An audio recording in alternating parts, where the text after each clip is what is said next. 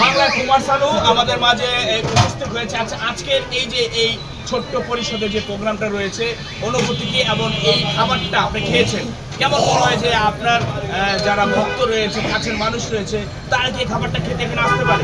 আসলে সত্যি বলতে কি এখানে প্রথমত আমি বলি এখানে আমাকে ইনভাইট করে আমি সত্যি গর্ববোধ মানে অনুভব করতেছি। কারণ কি এখানে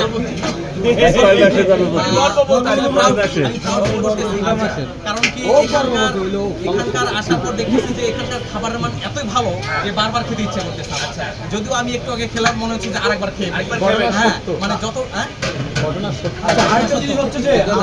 বাংলার কুমার শানু নাকি না কুমার বিশ্বজিৎ কুমার শানু আপনি থাকবেন গান নিয়ে ব্যস্ত, তা আপনি রাইসা বিরিয়ানি হাউসে আসছেন কেন? মানে কি কারণে আসছেন এখানে? মূলত আমি এত প্রশংসা শুনছি যে রাইসা বিরিয়ানি হাউসের খাবার নাকি খুবই টেস্টফুল, এবং এটা শোনার পরে আমার কাছে মনে হচ্ছে যেহেতু আমি প্রচুর গান করি আমাকে ক্ষুধা লাগে খুব বেশি।